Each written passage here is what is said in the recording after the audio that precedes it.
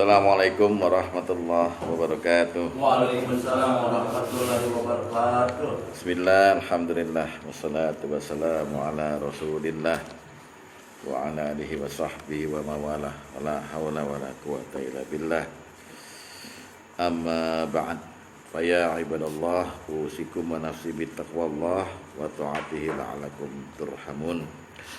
Ma'asyiral muslimin, zumratal mu'minin rahimakumullah, calon ahli surga.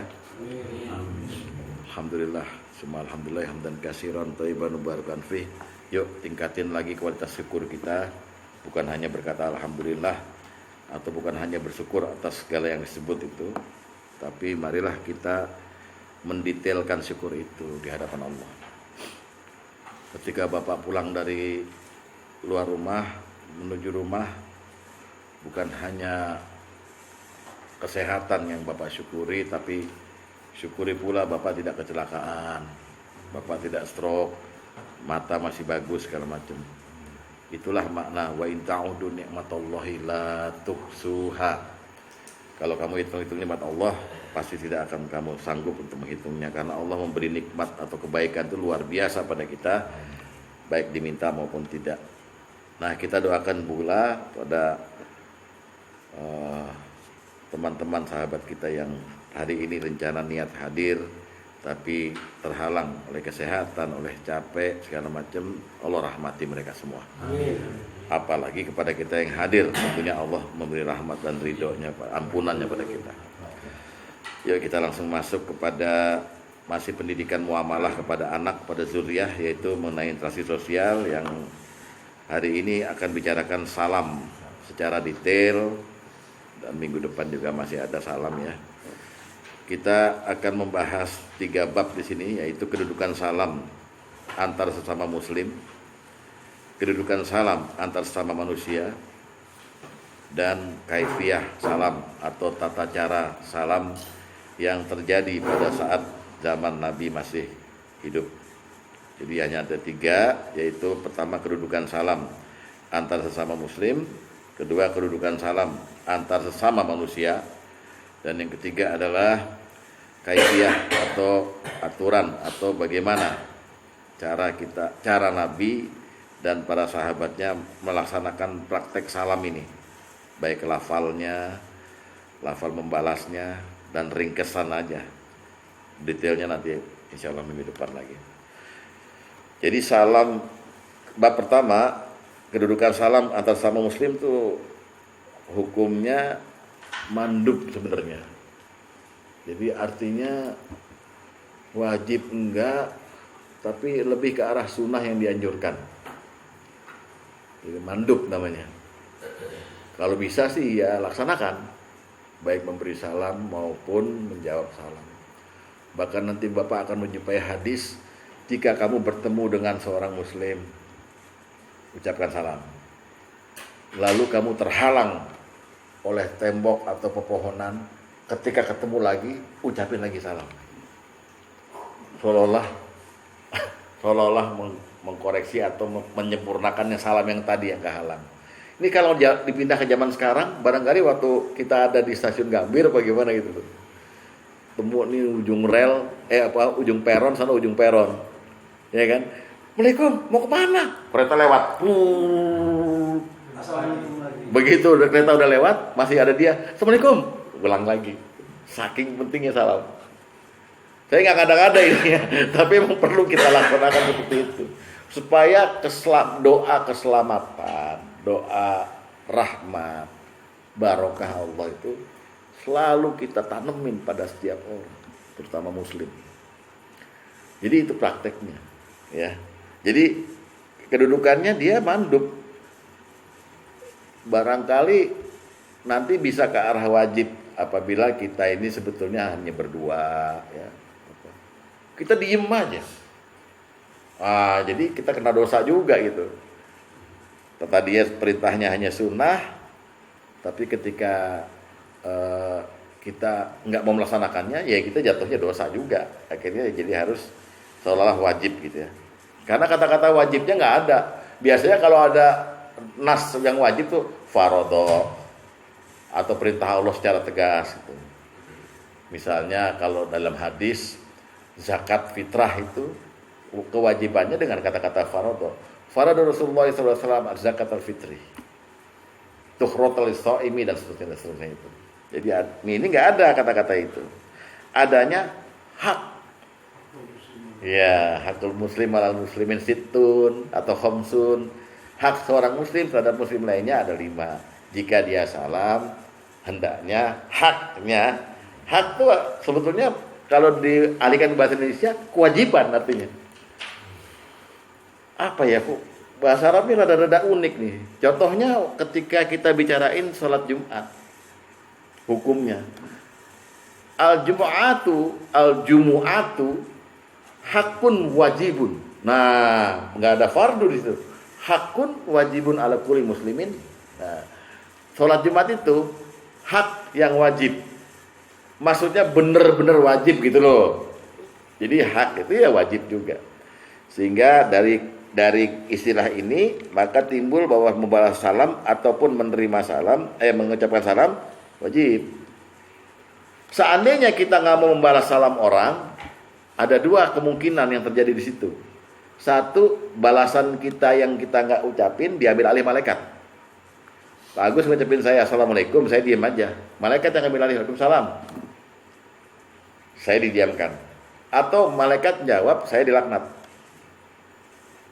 Assalamualaikum, gile lo, nggak jawab dia gitu. Paham? Itu aja keadaannya. Lah Bapak milih yang mana? Milih jawab lah, mendingan jangan milih nggak jawab. Betul, cerdas. Ya, dia duduk di kursi siapa tuh? Wah, cerdas banget ya. Tadi di situ kan bego dia. Ya, nah itu yang sesama muslim. Lalu kedudukan salam antar sesama manusia, ini hadisnya kita memakai penelitian dengan sistem Jami'ut Taufik. Ada hadis yang menyuruh kita untuk mengucapkan salam pada setiap manusia di hadapan kita. Ada itu secara umum. Nanti ada bukan taksis, tapi ada hadis yang seolah-olah kontra. Yaitu, tapi hadis yang kontra ini jangan lihat teksnya saja. Lihat kontekstual pada saat itu dan pindahkan ke masa sekarang. Ada hadis yang melarang kita untuk mendahului salam. Nah, pada orang Yahudi dan Nasrani. Dua hadis ini nggak bertentangan, tapi tetap bahwa salam tetap diaktifkan kepada orang yang bukan muslim. Maksudnya itu, karena kan kalau kita lihat nanti Rasulullah nggak menyebut yang umat lain, sedangkan zaman sekarang umat lain selain Yahudi dan Nasrani kan banyak, Hindu, Buddha, Taoisme segala macam, dan mereka tetap manusia ciptaan Allah gitu, ya. Nanti itu kita bahas juga kedudukan salam antar sama manusia.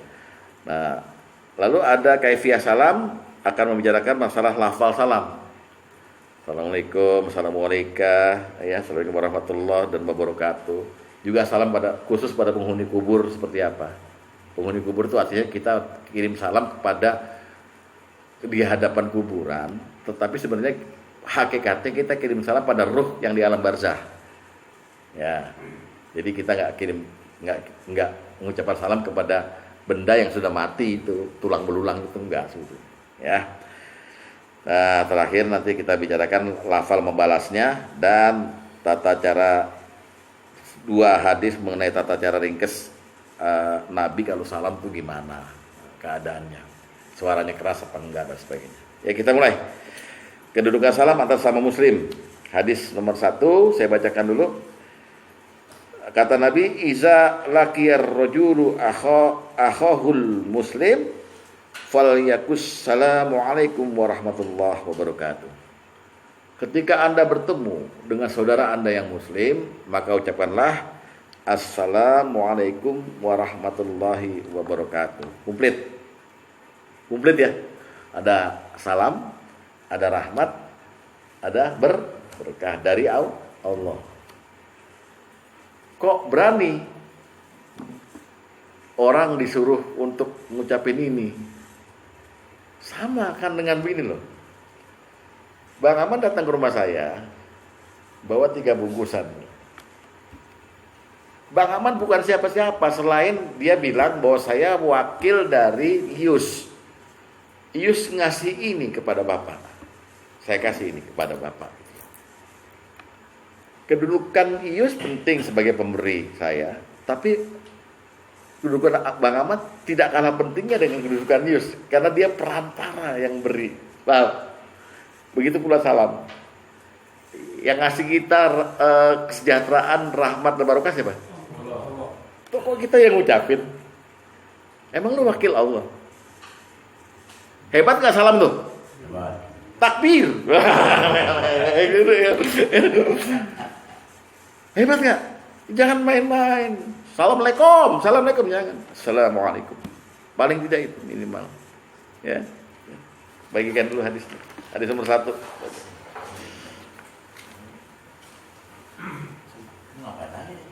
Ya, berpahala. Kenapa sih? Lu ngiri aja. Saya langsung WA ya PDF-nya.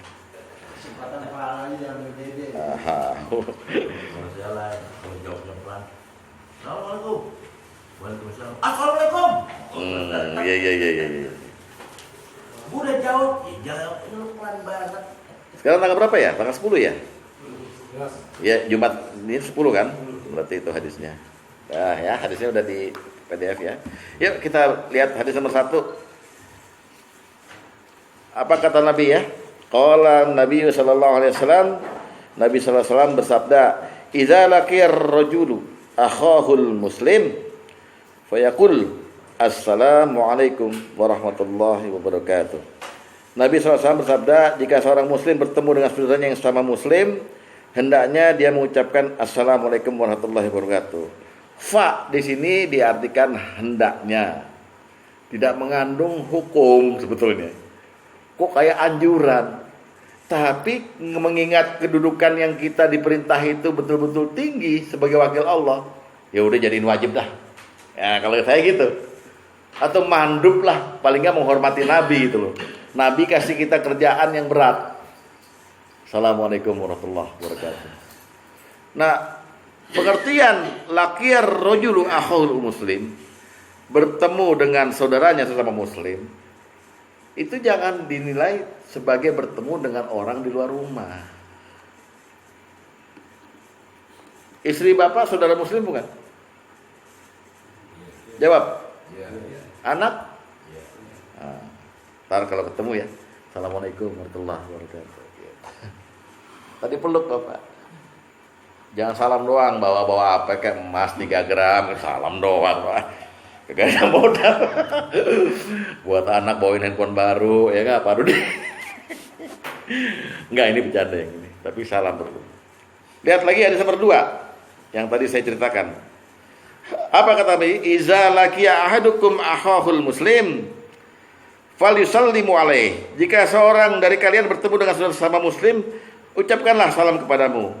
Fa inna halati bainahuma syajaratun. Nah ya, jika kemudian keduanya terhalang oleh pohon ya, atau tembok atau batu, kemudian bertemu lagi ya, falyusallimu alaih, ucapkan lagi salam kepadanya.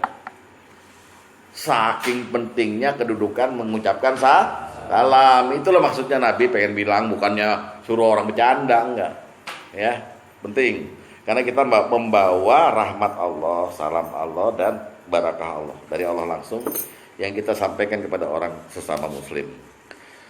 Kemudian balas kan. Sekarang balas ada versi Bukhari, versi Muslim nih. Hadis nomor 7.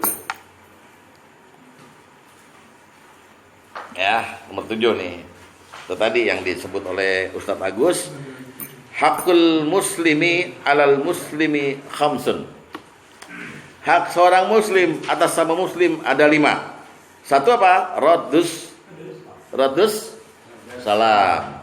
Artinya membalas salam. Yang kedua biasa wa'iyadatul marid, nengok orang sakit kalau muslim sakit, ya kan? Terus wattiba'ul janais, mengikuti jenazahnya. Maksudnya mengikuti jenazahnya begini, mengikuti prosesi. Ikut Kalau bisa ikut mandiin, kalau enggak ngelayat. Nanti ikut sampai sholatnya, ikut sampai kuburan. Jangan main peluk istrinya Pak ya, sabar ya Bu, sabar Bu, kalau ada apa bilang saya. Cepet banget. Ya. Nah itu versi Bukhari. Sekarang versi Muslim, hadis nomor 10. Kalau tadi bilangnya khamsun, sekarang sittun. Hakul muslimi alal muslimi sittun. Hak seorang muslim atas sesama muslim ada 6. Ada seorang bertanya, apa saja ke-6 hal itu ya Rasulullah? Beliau bersabda, 1. Nah, diterangin ini. Iza laqiyahu fasallimu mesti itu ya. Fasallimu alaihi. Apabila engkau bertemu, ucapkan salam padanya. Terus, apabila engkau diundang, penuhi undangannya. Apabila engkau diminta nasihat, berilah nasihat padanya. Apabila dia bersin, lalu dia memuji Allah, mengucapkan alhamdulillah, doakan dia. Ya, Pak. Bersin. Alhamdulillah. Yarhamukallah. Balas lagi. Yahdikumullah wa yusli sobalakum. Terus nomor 5, apabila sakit jenguklah dia, dan apabila dia meninggal dunia iringi jenazahnya. Nah khusus nomor ke-2, apabila engkau diundang penuhi undangannya, Pak Sugeng maafin teman-teman karena nggak pada datang undangannya. Yang penting kan dokat dan restumu ya gitu ya. Oke. Tapi Bang Ahmad datang kan? Iskandar, Dede datang. Ya. Lagi ngundang setahun lagi Mas. Nah, kalau kita udah biasa ya, udah tahu, oh ini anjuran Nabi dan ini penting salam itu, maka lakukan. Kalau kita nggak lakukan juga, malaikat ambil alih. Malaikat ambil alih. Oh, malaikat senang mewakili Allah, sama gitu ya. Hadis nomor 4. Ucapkan salammu kepada orang-orang jika bertemu mereka. Nah, ini mulai nih. Ini sebetulnya bukan kepada muslim saja sebetulnya ya. Orang-orang ya. Enggak apa-apa, tapi di pengertiannya enggak apa-apa gitu. Terus fa in raddu alaika raddat alaika fa alaihimul malaikah. Jika mereka membalasnya, maka malaikat pun membalas salam untukmu dan untuk mereka. Oh, lihat ya. Namun jika mereka tidak membalasnya, maka malaikat akan membalas salam untukmu, lalu melaknat atau mendiamkan mereka. Dua pilihan. Bagino masuk ke rumah saya, Assalamualaikum. Waalaikumsalam. Maka malaikat membalas Bagino, membalas saya. Ya kan? Saya diem. Ada 2 pilihan.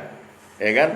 Malaikat membalas salam Bagino atau mendiamkan saya atau melaknat saya. Ya mending jawab kata Iksan tadi, benar kan? Ya, mending jawab kan? Udah paling baik tuh jawab itu. Masalahnya kenapa kok saya terangkan lagi, ini masalah sepele. Karena kita udah malu salam sekarang.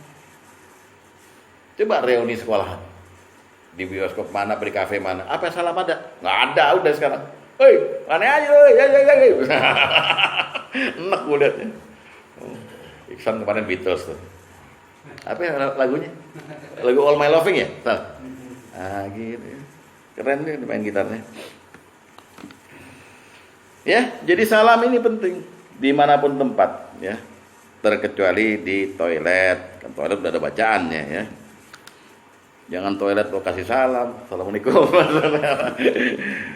Nah, ya itu kedudukan salam antar sama muslim. Sekarang gimana antar sama manusia? Hadis nomor 12. Salam untuk umum. Lihat baik ya, ini hadis umum sekali. Dari Abdullah bin Amr radhiyallahu anhuma, dia berkata, bahwasanya ada seorang yang bertanya pada Nabi sallallahu alaihi wasallam. Ya, ini pertanyaannya bukan orang sebenarnya. Ayyul islami khairun. Islam seperti apa yang paling baik? Bukan muslim loh ya, Islam. Jadi Nabi pengen menjawab Islamnya berarti kan. Lah, tapi Nabi jawabnya ke personal. Lihat. Wa taqra'us salam ala man arafta wa man lam ta'rif. Islam yang baik itu kamu sebagai muslim memberi makan dan mengucapkan salam pada orang yang kamu kenal dan tidak kamu kenal. Ini berita Nabi bukan? Nah, orang yang kenal atau orang yang tidak kita kenal, kita berpotensi nggak mengetahui dia agama Islam atau agama Kristen apa enggak? Enggak, saking nggak kenalnya. Tapi kok disuruh salam? untuk memperlihatkan kebaikan Islam. Ya. Tahu nih pada ngerti apa kagak? Pertama, jadi salam kepada umum untuk memperlihatkan kebaikan Islam. Di mana-mana nyebarin salam. Di mana-mana nyebarin salam yang namanya afsyus salam. Jangan mikir dosa, enggak dosa. Orang ada perintahnya. Pada orang yang kamu kenal maupun tidak kamu kenal. Lalu dia selain memperlihatkan kebaikan Islam, salam pada orang umum itu penyempurna iman kita. Hadis nomor 16.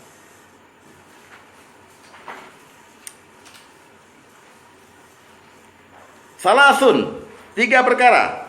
Ma jama'ahunna faqad jama'al imana insafu min nafsik. 3 perkara yang jika seorang memiliki ketiga-tiganya, maka akan sempurna imannya. Pertama, bersikap adil pada diri sendiri. Fayazlus. Terus yang kedua, mengucapkan salam pada setiap orang.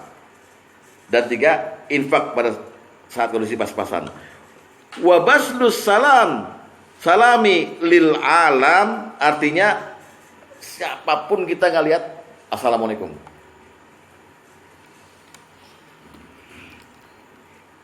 Dan kalau kita udah bisa melakukan itu, kita nunjukin Islam itu baik, kita nunjukin sempurna iman kita. Paham nggak?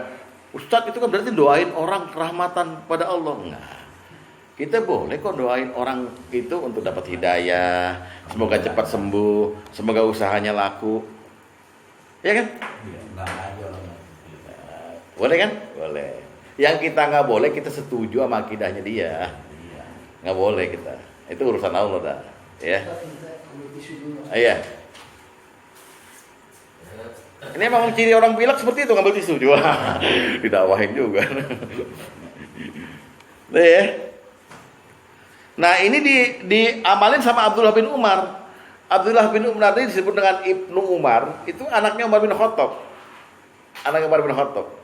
Ya, lihat hadis nomor 8. Dari Ishaq bin Abdullah bin Abu Tolhah bahwa Tufail bin Ubay bin Ka'ab mengabarkan padanya bahwa dia pernah mendatangi Abdullah bin Umar, lalu dia pergi ke pasar bersamanya. Jadi Ubay bin Ka'ab, Tufail bin Ubay sama Abdullah bin Umar pergi ke pasar. Tufail bin Ubay bin Ka'ab berkata, ketika kami pergi berdua ke pasar, tidaklah Abdullah bin Umar melewati rakyat jelata atau para penjual atau orang miskin atau siapapun kecuali dia mengucapkan salam pada mereka.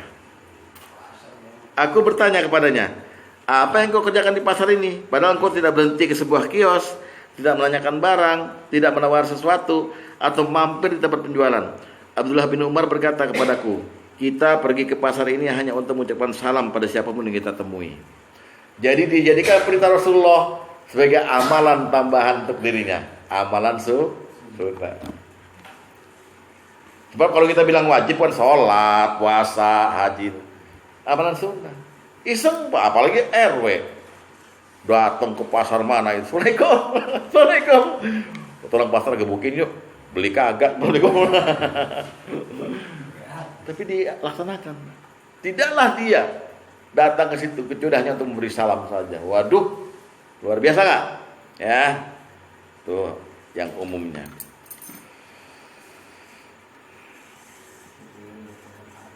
Nah sekarang ada yang khusus nih, sedikit nih. Tadi umum ya, Yahudi Nasrani. Nah kita lihat hadisnya. Kita lihat dulu apa kata Allah mengenai Yahudi Nasrani. Apa pula kata Rasulullah ketika seorang sahabat menanyakan, apa ini maksud dengan di Al-Fatihah itu?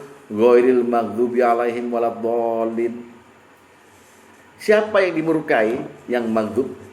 Siapa yang dolin? Siapa yang sesat? Apakah yang maghdub itu orang Nasrani dan yang sesat itu orang Yahudi? Apa kata Rasulullah? Siapa lagi kalau bukan mereka? Nah, jadi tiap kita baca Fatihah Hasan, ya, ihdinas siratal mustaqim. Tunjukilah kami jalan yang lurus. Bukan jalannya orang yang Nasrani dan bukan jalan orang Yahudi. Jadi ada kekhususan Allah berikan selipan itu bahwa Yahudi dan Nasrani, ya, memang makhluk yang kalau mereka belum diberi hidayah sama Allah, tidak akan suka sama Islam, sama orang Islam, ajaran Islam. Sampai dia bisa suka sama kita secara zahir kalau kita ikut-ikutan mereka. Happy New Year, Happy New Year, Merry Christmas. Senang deh. Kita nyalain petasan, dia sendiri tidur tahun baru. Kita yang nyalain petasan, senang dia. Lihat orang Islam, katanya nggak boleh tafsir, boros tuh. Kayak kebanyakan duit aja, tidur mereka. Udah aman karena milah mereka kita yang ambil. Nah, kalau bukan di sini orang ini nggak ngerti-ngerti kan, maklum sih, ya. Berbobot kan. Apa? Nah, perasaan ini Allah tanamkan dalam kita bukan untuk dendam sama mereka. Karena Al-Quran berkata itu kan di Al-Baqarah, walan tardo ankal yahudu wala nasara hatta tattabi'a millatahum. Tidak akan ridho, tidak akan senang orang Yahudi maupun orang Nasrani kepada kita sampai kita ikut ke jalan mereka. Ada ayatnya. Buka dulu deh Al-Baqarah 120 untuk membuktikannya. Siapa itu? Oh, ayat.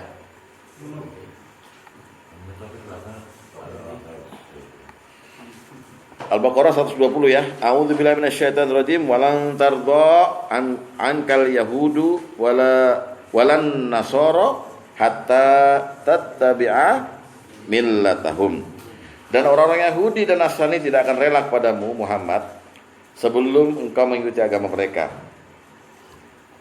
Kalau mau bener ngikutin tafsir dan asbabun nuzul, ayat ini buat Muhammad doang.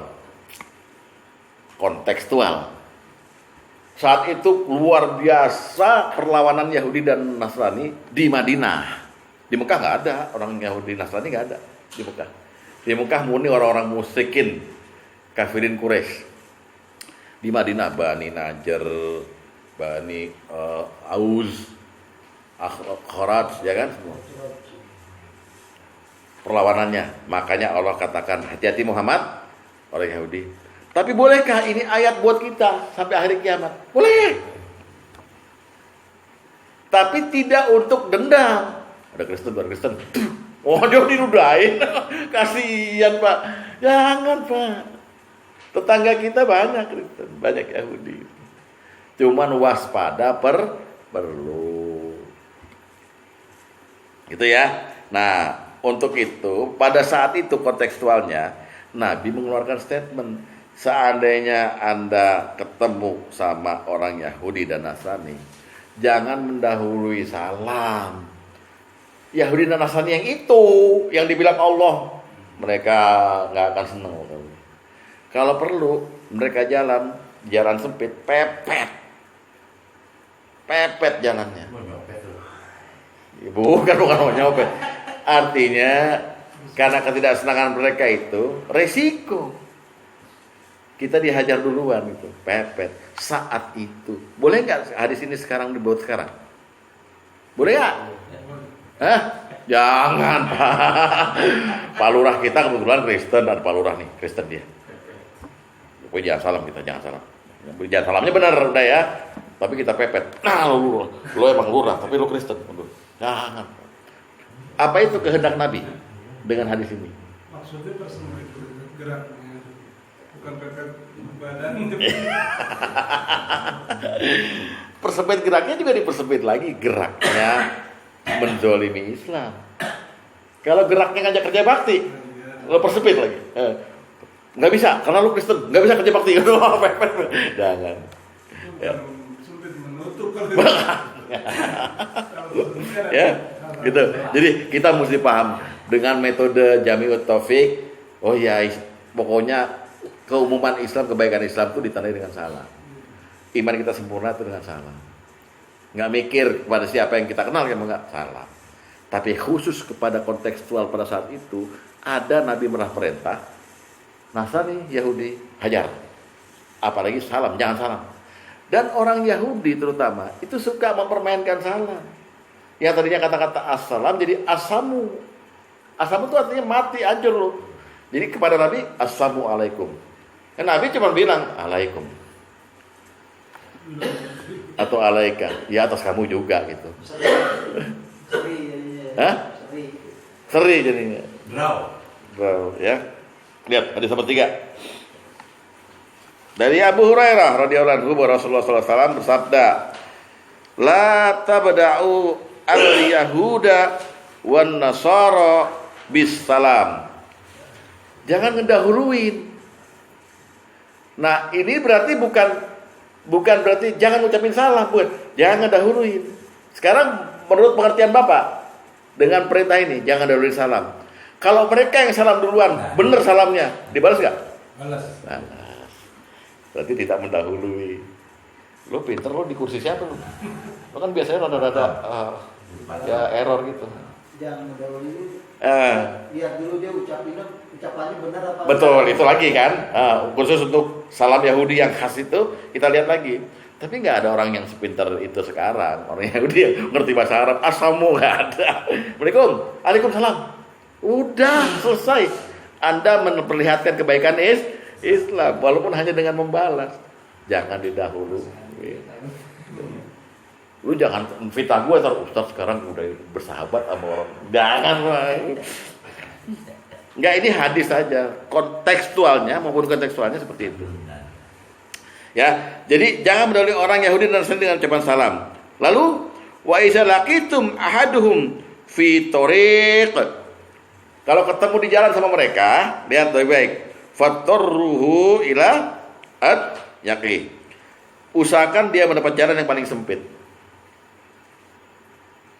Jadi jalan nih, ketemu, usahain pepet supaya dia jalannya rada susah. Kita yang agak lengah gitu. Lihat kejadian waktu itu gimana kontekstualnya, upaya pembunuhan pada Rasulullah segala macam gitu. Dan dulu nggak ada mobil, nggak ada motor, nggak ada gojek, nggak ada apa. Unta pun jarang yang naik, kuda yang naik, jalan semua. Sekarang jalan penuh dengan kendaraan. Anda mau jalan yang di sini, tapi naik mobil, kijangnya Pak Sugeng lah gitu.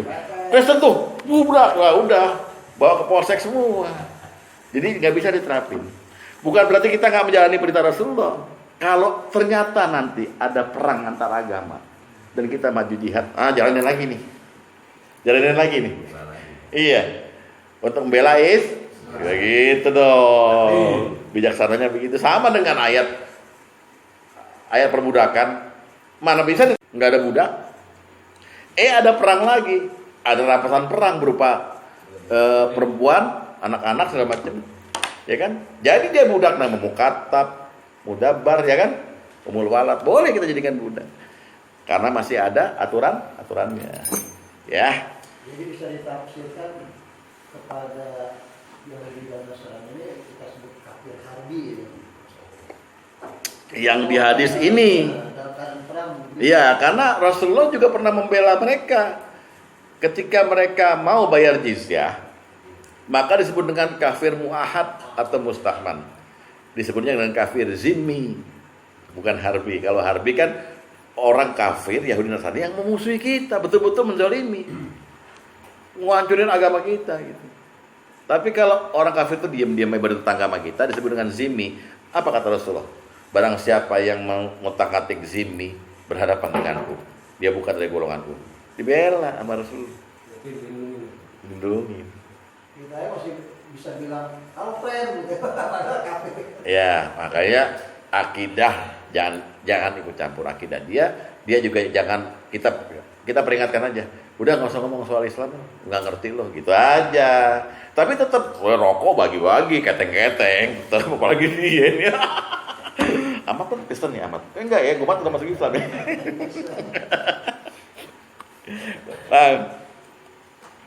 Nih yang Yahudi yang bilangnya bukan assalamualaikum tapi assalamualaikum. Hadis nomor 14.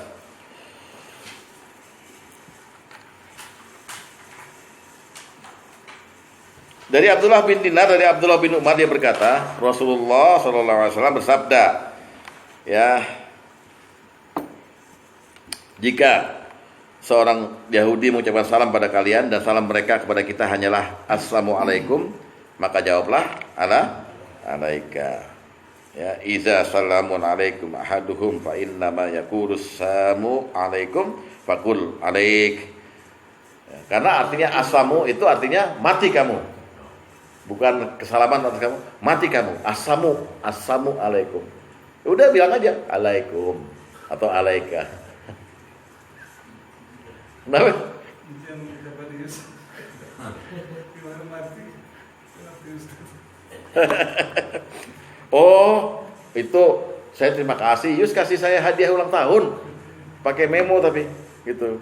Selamat ulang tahun Ustaz. Semoga Allah marah. Mati Ustaz sekeluarga. Kok Allah marah? Oh, saya ada lagi Allah merah. Oh, Allah ada warnanya. Semoga Allah merah, mati Ustaz sekeluarga. Ternyata Allah merah, mati Ustaz sekeluarga gitu. Bisa? Nggak ada stripnya. Allah merah, nggak ada stripnya. Mati Ustaz sekeluarga. Wah, istri saya pingsan. Ini Yus benar-benar pildacil gitu katanya. Maaf ya, jangan jadi mengorek luka lama nih.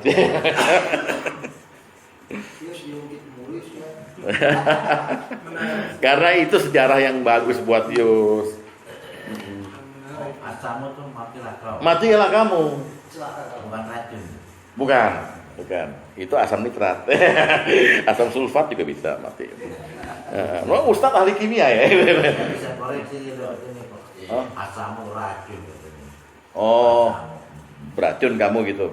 Pokoknya racun dia bilang. Enggak, diracun kamu gitulah katanya. Ya. Orang bodoh, mantap apa. Ya.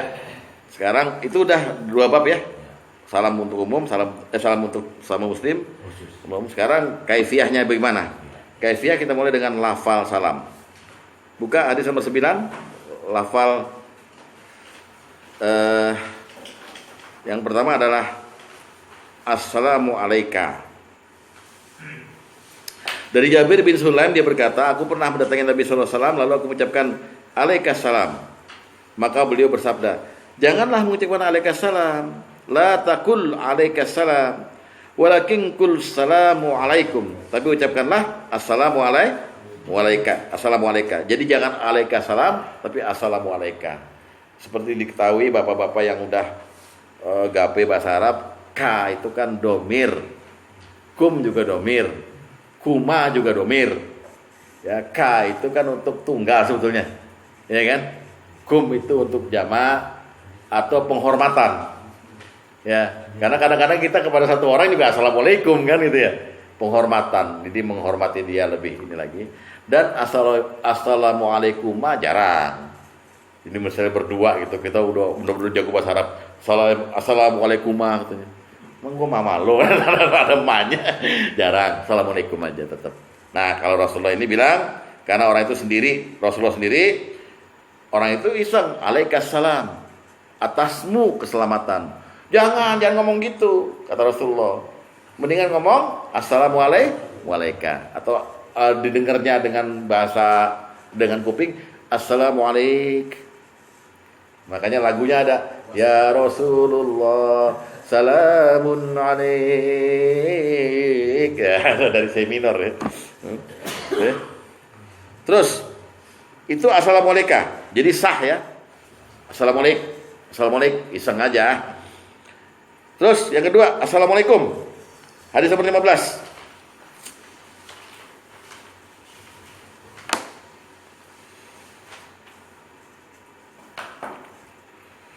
Dari Abdullah bin Busri dia berkata, apabila Rasulullah SAW mendatangi pintu seorang atau satu kaum, ya pintu rumah ya, maka beliau tidak menghadap pintu dari arah depannya, melainkan dari sudut sebelah kanan atau sudut sebelah kiri.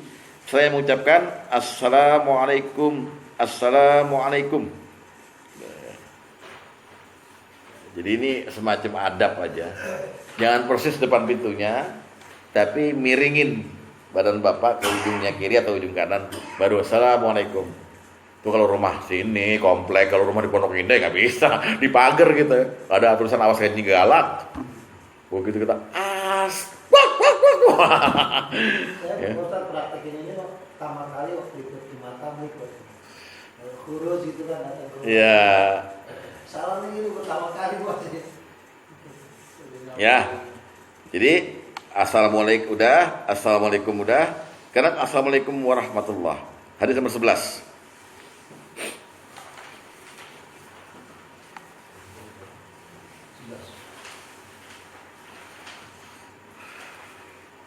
Dari Abu Tamimah Al-Hujaimi, dia berkata, aku mencari Nabi SAW, namun aku tidak menemukan beliau. Lalu aku pun duduk beristirahat. Tidak lama kemudian datang sekelompok orang dan Nabi ada di antara mereka. Namun aku belum mengenal beliau dan menurutku beliau satu sedang mendamaikan perselisihan mereka. Setelah selesai mendamaikan, sebagian mereka berdiri bersama beliau.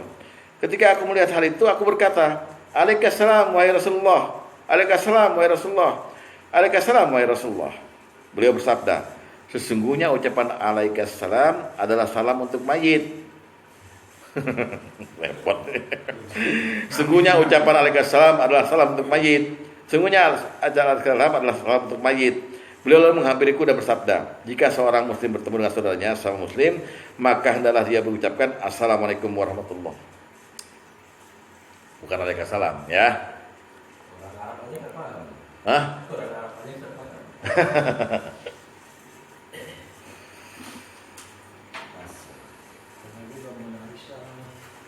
Kenapa? Mengenal Islamnya baru kental. Iya. Sekarang yang komplit. Assalamualaikum warahmatullahi wabarakatuh. Ya, jadi Nabi ini bertahap nih, nggak langsung ngucapin yang panjang-panjang. Hadis nomor 13. Dilihat keutamaannya ya. Seorang laki-laki datang pada Nabi SAW seraya mengucapkan Assalamualaikum. Dijawab oleh beliau, Waalaikumsalam ya. Kemudian laki-laki pun duduk. Lalu Nabi bersabda 10. Kemudian datang pula laki-laki lain mengucapkan Assalamualaikum warahmatullah. Dijawab juga oleh beliau, Waalaikumsalam warahmatullah. Kemudian laki-laki itu duduk. Lalu Nabi bersabda 20. Kemudian datang pula laki-laki lain mengucapkan Assalamualaikum warahmatullahi wabarakatuh. Dijawab oleh beliau, kemudian laki-laki itu duduk, lalu Nabi SAW bersabda 30. Maksudnya kalau cuma Assalamualaikum, pahala Bapak 10. Assalamualaikum warahmatullahi 20. Assalamualaikum warahmatullahi wabarakatuh 30. 30 kebaikan. Ya. Ya pilih aja kalau lagi mau hemat-hemat ya. Udah banyak pahala di Bapak. Ya 10 aja. Yakin banget tuh, Bang. Tapi kok praktek kita selalu nggak komplit 30. Datang, Assalamualaikum. Nah, betul nggak? Nggak pernah, kayaknya agak janggal. Assalamualaikum warahmatullahi wabarakatuh. Susah. Ustaz tahu ya. Kelemahan jamaah tahu ya, tahu. Emang lu pada lemah. Dapat 3 bulan jadi MC doang. Iya. Assalamualaikum. Ustaz juga bukan itu loh. Warahmatullahi wabarakatuh. 30. Orang mau minta assalamualaikum warahmatullahi. Ya, prakteknya gimana nih? Terserah deh. Ya. Yang betul udah dibilangin. Minggu depan kalau datang lagi di pintu itu orang, kita semua Assalamualaikum 10. Nah, gituin aja langsung. Ingetin. Ya. Gitu ya, kira-kira ya. Aturan balasnya gimana? Balasnya kalau bisa setara atau lebih. Al-Quran, surat Nisa ayat 86. Surat An-Nisa ayat 86.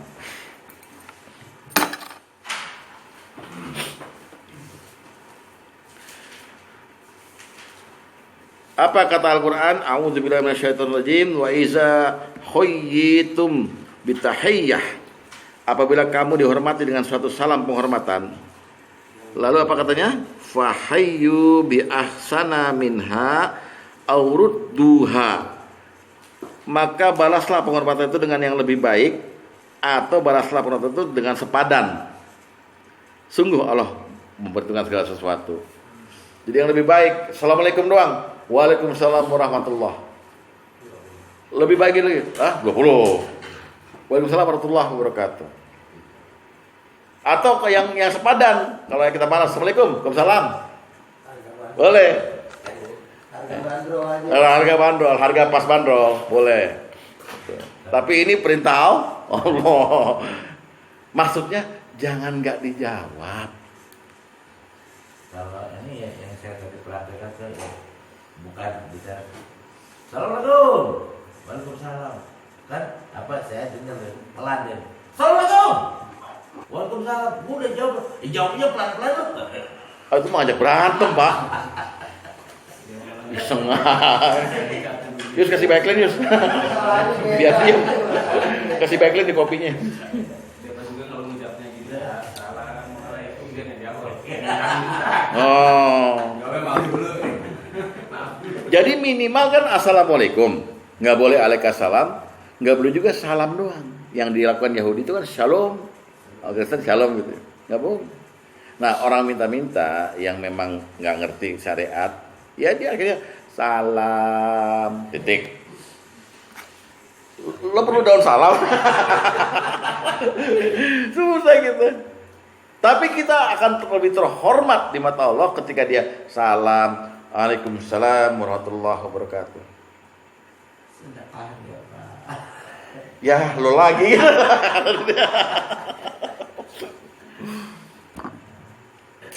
Makanya Nabi ngatur volume salam di depan rumah orang itu. Seolah-olah Nabi itu udah tahu tuningnya orang itu dengar tanpa mengganggu orang lain yang tidur. Nah kita perlu belajar tuh. Sayang kita nggak berjumpa Nabi.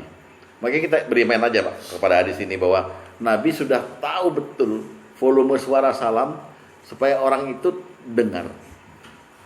Ya. Kalau di rumah saya nggak tahu deh. Saya di belakang soalnya pas gue salam, gigi, udah amat, gue di belakang. Ya hadis nomor 6 lihat. Hadis nomor 6. Ya, karena Nabi sallallahu alaihi wasallam yaji'u minal lail. Ya, dia pernah ke rumah orang di malam hari. Malam harinya Nabi itu kira-kira habis Isya berkunjung. Maka apa yang dilakukan Nabi? Fayusallimu taslima la yukizu naiman wa yusmi'ul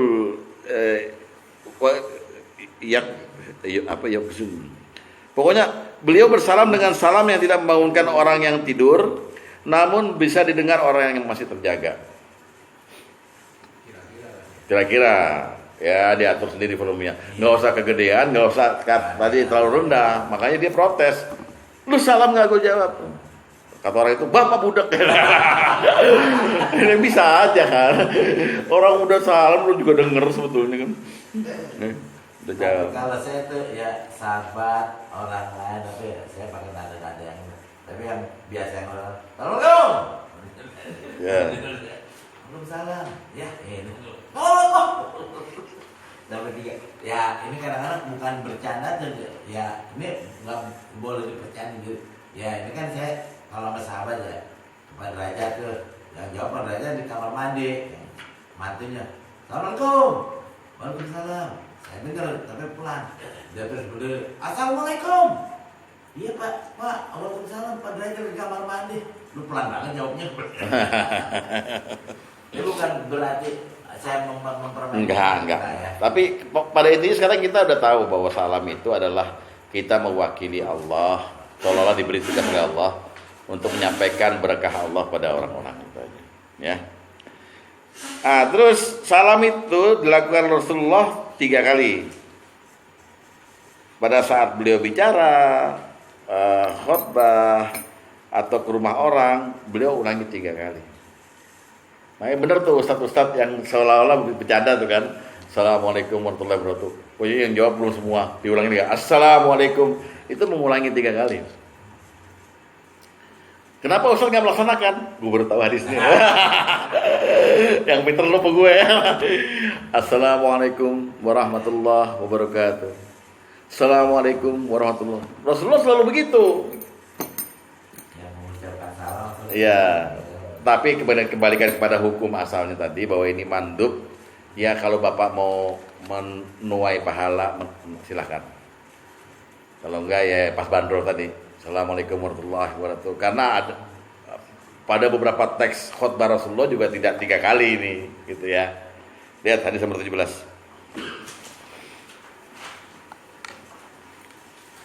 An Anasin radhiyallahu anhu anna Rasulullah sallallahu alaihi wasallam kana iza sallama salasa wa iza takallama bikalimatin a'adaha salasa. Dari Anas radhiyallahu anhu bahwa Rasulullah sallallahu alaihi wasallam jika memberi salam, beliau melakukannya hingga 3 kali. Apabila beliau berbicara, beliau mengulanginya hingga 3 kali.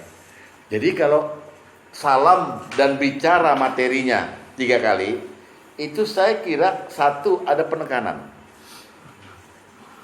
Kalau di salam itu penekanannya bahwa membangkitkan kesadaran orang bahwa beliau sedang menyampaikan rahmat Allah. Tapi kalau bicara materi sampai 3 kali, beliau pengen supaya orang jangan lupa. Menjelaskannya sampai diulang 3 kali. Kalau sekarang kan seorang penceramah itu baiknya membicarakan pointers dulu. Saya akan ngomongin ini, baru menguraikan itu. Itu ngulang juga sebenarnya. Ya, kalau beliau enggak, ini udah ngomong nih misalnya gini. Zakat itu wajib gitu. Zakat itu wajib dan zakat itu wajib. Ya orang masuk ke sini, ketimbang sekali belum sempat nyatet, bengong jemaah. Malu bego-bego kan di sini. Zaman Rasulullah enggak. Jadi harus diulang 3 kali. Jadi ini 3 kali itu adalah angka di mana ada kesetaraan pemahaman antara jamaah yang berbeda-beda gitu kalau diulang. Nah, jadi Bapak biasain sekarang. Tapi jangan monoton mengulangnya. Ya. Nanti orang juga bosan. Penjelasannya panjang 1 menit, diulang lagi yang sama 1 menit gitu. Persis kata-katanya. Ya orang juga bingung nanti. Ini muter-muter kayak kaset kusut kayak gitu. Ya, jadi harus dengan variasi dengan gitu. Udah 3 kali. Nah itu dulu sampai sini. Nanti detailnya salam minggu depan insyaallah. Semoga bermanfaat. Usikum wa nafsi bittaqwallah. Wassalamualaikum warahmatullahi wabarakatuh. Waalaikumsalam warahmatullahi wabarakatuh. Kenapa? Oh itu contoh salam kalau kita datang ke kuburan. Hadis nomor berapa, Pak? 5. Nomor 5. Coba lihat. Dari Buraidah dia berkata Rasulullah SAW mengajari manusia apabila mereka keluar pergi maksudnya ke kuburan hendaknya mengucapkan itu tadi Assalamualaikum ahlat diyar minal mu'minin wal muslimin. Jadi maksudnya gini, rahmat Allah juga bukan terhadap orang yang masih hidup gitu. Jadi salam itu perlu juga kita pertimbangkan untuk memberi salam kepada orang yang sudah mati. Yang kita salamin bukan kuburannya itu, tapi rohnya di alam barzah. Jadi kuburan tuh kayak gini, Bapak masuk ke gedung BCA gitu ya. Itu ke rumah orang kaya gitu. Depan gerbang tuh ada intercom. Intercom itulah yang menghubungkan Bapak dengan orang di dalam. Kuburan tuh intercom buat kita. Lewat intercom, lewat kuburan tuh, Assalamualaikum. Suara kita tuh terdengar di ruh di alam barzah gitu. Ustaz kok menganalogikannya bagus sekali ya. Ngerti jadinya. Kalau jawabnya terserah kabur. Ya kita nggak mencet kuburannya. Assalamualaikum terus dijawab Waalaikumsalam. Gitu ya Pak Agus. Ini hanya contoh aja. Emang perlu saya terangkan juga tadi. Ada lagi yang mau tanya sebelum tutup? Kalau mengucapkan Kenapa? ucapan orang assalamualaikum warahmatullahi wabarakatuh kan dijawab. Ada menjawab waalaikumsalam. Waalaikumsalam. Iya. Kan menjawab waalaikumsalam aja. Iya. Nggak apa-apa. Nggak apa-apa, itu tergantung. Perbedaannya apanya tuh? Perbedaan di tulisan Pak. dan di budaya setempat Pak. Kalau yang Waalaikumsalam itu biasanya negara-negara Afrika kayak Maroko segala macam Waalaikumsalam. Jadi Alaikumu ya dia nggak diwakaf di situ nggak disukun. Terus di sini ada alif lam lagi assalam. Jadi Alaikumussalam. Tapi ada juga yang nulis pakai sukun Waalaikumsalam, nggak ada. Maknanya sama. Sebenarnya kena alaikum kena definisi sebentar ya. Alaikum salam. Karena tulisannya juga itu disukun. Kalau yang tadi kan di domah Alaikumu assalamu. Itu tergantung wilayah masing-masing Mbak. Karena yang berbahasa Arab bukan hanya di Hijaz. Bahkan Libya berbahasa Arab. Libya ada di mana? Mesir, Afrika Barat Daya berbahasa Arab juga. Lain lagi cara jawab salamnya. Gitu. Nggak berubah makna. Nggak berubah makna. Ya. Libanon Arabnya Arab Prancis. Lain ngomongnya sama Arab yang di Iran, di Irak lain lagi. Saya mau nanya bersin aja. Bersin. Kita untuk diri kita mengucapkan alhamdulillah. Alhamdulillah. Alhamdulillah, puji Allah kan. Ya. Alhamdulillah. Nah, jadi kejadiannya tadi. Biasanya kalau bersin itu ya cuma 2 kali, 3 kali. Saya kalau bersin itu juga keluar ininya. Iya. Ya bersin gimana? Itu panci-panci pada bunyi. Itu bunyi apa ada tahu gak? Ya, Bapak nanti lihat Google. Tolong saya lupa pernah baca saya. Berapa ribu bakteri yang keluar ketika kita bersin. Itulah alhamdulillah kita pada Allah. Bakteri didorong nggak melalui obat, tapi melalui bersin. Keluar kan? Ya. Syukur yang kedua, kenapa kita mesti baca alhamdulillah? Bersin itu berpotensi untuk mencopot sesuatu yang nggak ada ikatannya. Tetapi kita di sama Allah ditutup kita punya mata kalau bersin. Coba kalau Bapak bersin mata kebuka, copot tuh mata. Karena kecepatannya lebih dari 350 km per jam. Makanya nggak ada orang yang bersin. Ustadz kok tahu ya lihat. Di Cipto tuh saya tanya sama orang matanya keluar. Kenapa? Saya bersin mata saya melek. Bapak langsung ditutup sama Allah. Dilindungi, Ustadz ahli biologi apa gitu. Jadi alhamdulillah. Lalu yang dengar berkata, yarhamukallah, rahmat Allah, ya kan? Terus yang bersin ngucapin lagi, wa yahdikumullah, semoga Allah beri petunjuk padamu. Ucapin lagi, yahdikumullah terus wa yuslih sabarakum. Kalau nggak ada yang dengar ya kita misalnya lagi di musyawarah bersih sendirian, malaikat yang jawab. Wah, jin-jin juga. Alhamdulillah tadi dia menandakan seorang muslim itu. Iya. Tapi ngomong-ngomong ada yang nggak setuju nggak dengan tadi dari awal sampai akhir? Kali-kali ada yang dalam hati ditahan-tahan gitu, Ustadz ini salah kali gitu. San tanya lu udah. Nggak apa-apa San. Jangan dipendem-pendem gitu. Keluarin aja udah punya. Itu tadi yang ini tak, yang salam kepada setiap orang. Itu kalau kita tidak tahu bahwa dia Nasrani atau Yahudi. Kalau kita tahu, baru kita jangan sampai dulu. Jangan mendahului. Mendahului. Dalam konteks dia sedang perang sama kita. Oh, Pepet aja. tapi kalau kita sekarang ini boleh. Boleh aja. Assalamualaikum Pak. Kita udah tahu bahwa dia Nasrani ya. Assalamualaikum. Jadi gini loh Pak, ada kekuatan dari lisan kita ini orang Islam yang akhirnya bisa membuat orang lain mau masuk Islam. Atau paling tidak dapat hidayah dari Allah. Jangan main-main. Kebaikan kita dari amal kita, kebaikan dari lisan kita itu membuat orang takjub itu. Oh, ternyata Islam tuh begitu. Lewat lisan kita. Maaf berapa banyak orang yang masuk Islam Allah kasih petunjuk lewat saya. Tapi lafalnya cukup assalamualaikum. Iya, terserah aja. Warahmatullahi wabarakatuh juga boleh. Kan?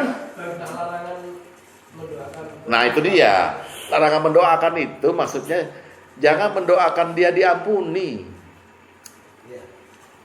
Sekarang gini, kalau kita membatasi begitu, toh kita juga Nabi ketika orang Yahudi sakit, semoga kau cepat sembuh. Itu masuk rahmat atau tidak? Sembuh. Masuk, kok Nabi lakukan? Nah, artinya dia itu tidak menyembah Allah, nggak percaya sama Allah. Lalu kita mendoakan secara khusus ampunan. Itu larangan ampunan ini kan tadi itu hadis Nabi minta mohon ampunan buat ibunya aja dilarang gitu loh. Ya, keseluruhannya kita nggak usah bahas. Jadi artinya larangan doa untuk orang yang non muslim itu adalah larangan doa Allah mengampuni dia gitu. Urusan aku. Yu'adzibu ma yasha wa yaghfiru lima yasha. Tapi kalau doain mereka sehat masuk rahmat apa enggak? Engkoh baik dagang, nggak pernah resek soal agama, soal akidah. Lain malah bengkel-bengkel Cina lebih bagus pelayanannya daripada kita. Daripada orang-orang kita pribumi ini. Orang pribumi kadang-kadang ribet aja, ya kan? Iya nggak? Bengkel. Nah, itu orang yang nggak pernah ngotak-ngatik agama kita gitu. Ya, assalamualaikum warahmatullahi wabarakatuh. Di situ Islam bisa masuk ke hatinya, gitu loh. Kan tujuannya sebenarnya itu, tujuannya memamerkan kebaikan Islam. Di Ciputat nih, saya beli TV, kipas angin. Dia lagi nyetel YouTube bener ini. Kaget saya. Oh, dengan dia. Nggak apa-apa, apa saya senang aja malah pasangan dia. Saya kaget. Mangkok, muslim gitu. Bukan, saya senang aja dengerin gitu. Daripada nunggu-nunggu ini kan. Pas aku bayar, Pak, itu kan nggak terbayang. Ibu Umar itu kan di pasar orang dagang banget. Dulu pedagang yang di pasar di zaman Nabi, baik Mekah maupun Madinah, itu nggak semua Islam. Malah mayoritas dipegang Yahudi kan. Makanya ada ilmu kemudian dagang mesti banget, yang namanya akad salam, akad horor segala macam itu karena ada tingkah laku pedagang. Nabi kalau masuk pasar bilang, wahai tajir, wahai orang-orang pedagang itu, hiasi daganganmu dengan sedekah. Artinya, waduh, orang walaupun Islam ketika masuk pasar itu kan tempat pertemuan setan, Pak. Mereka ada bacaannya kan. Nah itu Ibnu Umar jalanin. Assalamualaikum. Saya datang ke sini hanya untuk ucapan salam pada setiap orang, baik yang saya kenal maupun nggak saya kenal. Lebih pintar mana kita sama Ibnu Umar? kita berkaca juga. Sahabat itu kan Rasulullah udah bilang, kau jangan celah sahabatku. Satu amal mereka itu nggak bisa mengalahkan ribuan amalmu, kata itu. Kacau ini. Ke pasar ada pedagang teman kita. Kalau mau lu kan udah lama, lu mau makan udah. Langsung kan? Kita beli. Padahal kita salam, beli, udah makan aja. Bayar habis makan gitu. Dan ngutang lagi. Udah makan. Kemana aja lu? Saya yakin juga salam ini bisa kemudian menjadikan penyelamat kita. Ada orang yang kerjanya nyadong aja, minta duit ke tempat yang itu juga gitu. Dia datang langsung, minta setoran gitu. Jawab dulu, waalaikumsalam warahmatullahi wabarakatuh. Maaf ini lagi nggak ada gitu. Masa Allah nggak buka hidayah, pintu hidayah buat dia? Malu kan paling nggak dia? Nggak assalamualaikum dijawab waalaikumsalam. Jadi salam ini bisa digunakan juga untuk memperlihatkan keindahan Islam. Menambah kebanggaan kita terhadap Islam. Ya. Gitu. Nah, kemudian untuk melunturkan akidah ini, kemudian jadilah liberal itu menggandeng salam kita yang sangat agung ini dengan salam-salam lainnya. Kan itu kan untuk mematikan Islam sebenarnya. Assalamualaikum warahmatullahi wabarakatuh. Salam sejahtera untuk kita semua. Om Swastiastu, Namo Buddhaya, salam kebajikan. Apaan lu? Kelihatannya indah. Itulah makna ayat Quran, mereka mau memadamkan cahaya Allah. Gitu. Dalam pemerintahan Jokowi aja begitu.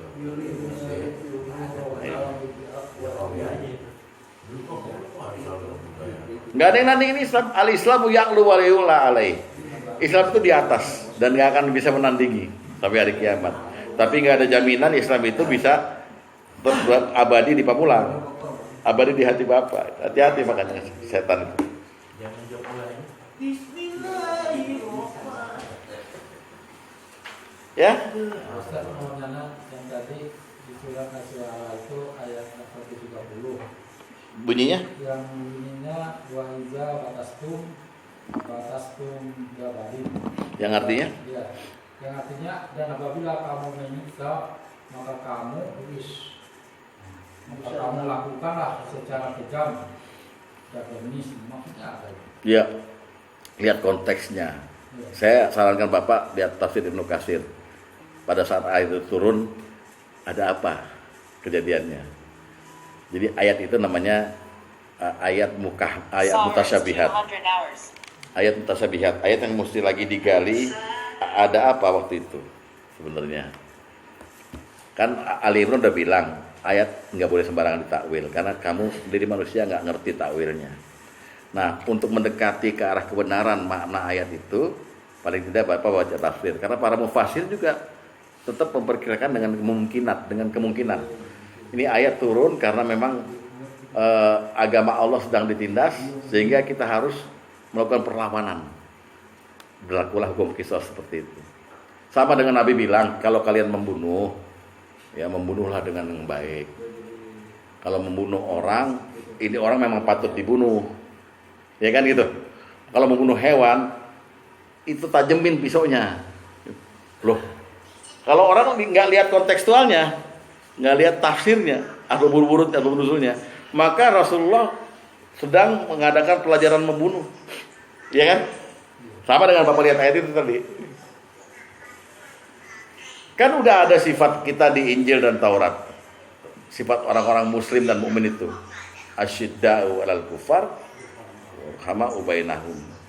Kepada orang kafir tegas dan harus lebih bengis dari mereka. Kebengisan mereka. Ya, jadi Bapak saya sarankan baca tafsir Ibnu Katsir mengenai ayat itu atau tafsir yang ada di Bapak lah, tafsir Misbah, tafsir apapun untuk mengetahui persis kenapa ayat itu turun. Iya. Lihat asbabun nuzulnya. Nggak nyambung gitu. Apanya tuh? Ya kalau kita kasih sendiri nggak nyambung kan. Iya makanya oleh sebab itu lihat asal usul ayat itu, asbabun nuzulnya. Apa mau saya lihatin sekarang? Boleh Pak. Iya, saya sekarang deh. Ayat berapa? Belum ada perubahan. Jadi apa lagi jadi nggak ada. Nggak apa-apa. Ini masih jam 2 lebih 5. Ayat berapa tadi Pak? Ya, ntar saya bacakan ya. Ayat berapa maaf? 130.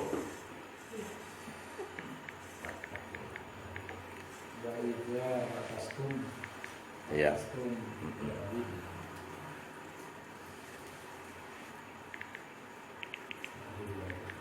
Saya kalau ketemu ayat-ayat yang kurang ngerti itu saya langsung begitu, saya langsung buka tafsir. Apa? Iya.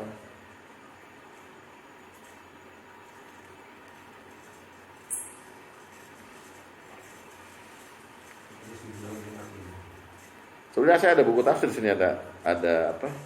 Ada Ibnu Katsir, ada Marogi segala macam.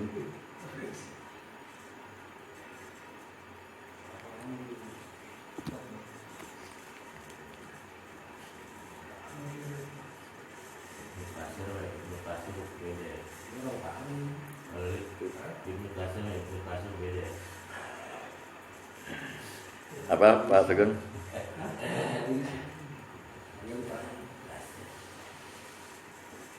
Oh iya, saya mau nanya. Tar dulu ini belum kejawab. Iya, ada di sini. Nah,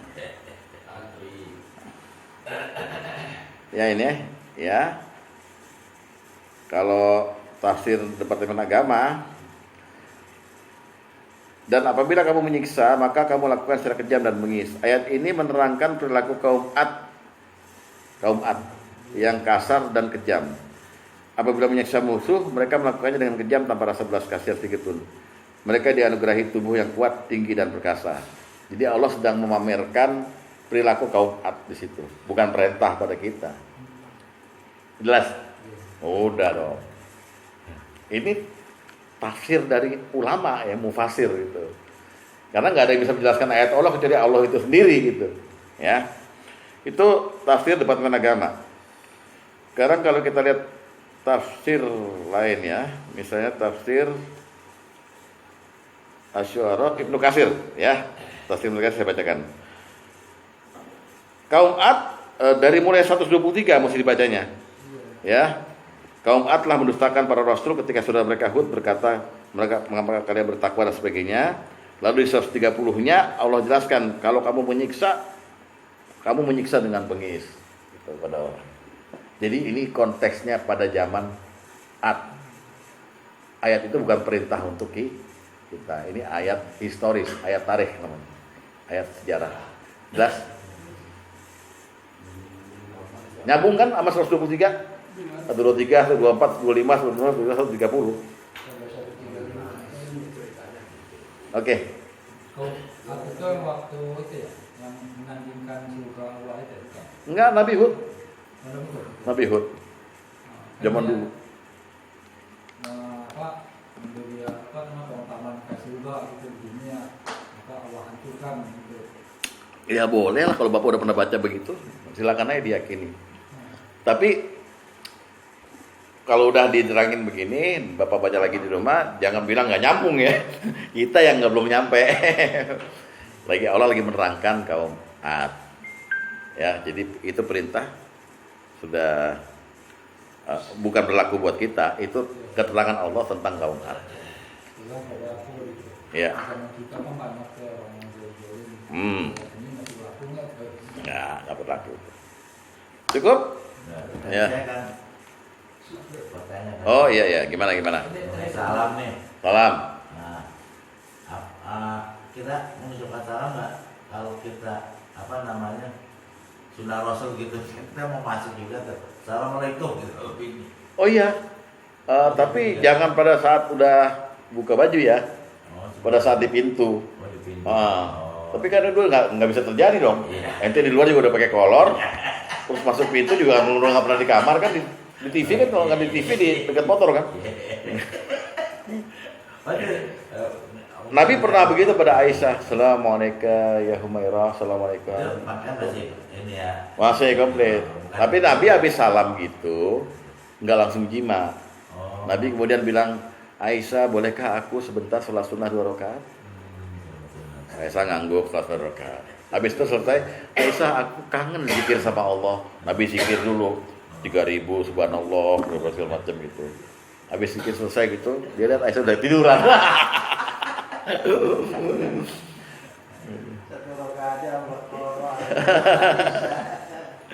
Ya, kita nggak usah ada hafalannya. Mau jam 2 lebih seperempat ya. Tapi bolehlah hadis-hadis yang pendek-pendek aja. Lu musuh kagak ada hafalan terus kan. Ya kan? Apalagi itu ya Yohanes, aku salam. Bangun ntar no.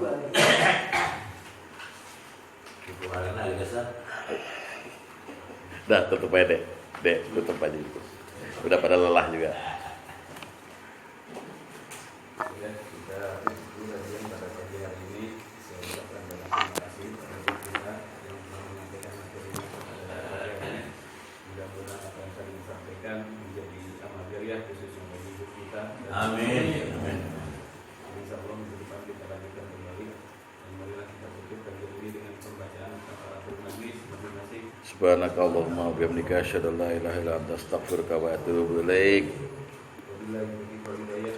Assalamualaikum warahmatullahi wabarakatuh. Waalaikumsalam warahmatullahi wabarakatuh.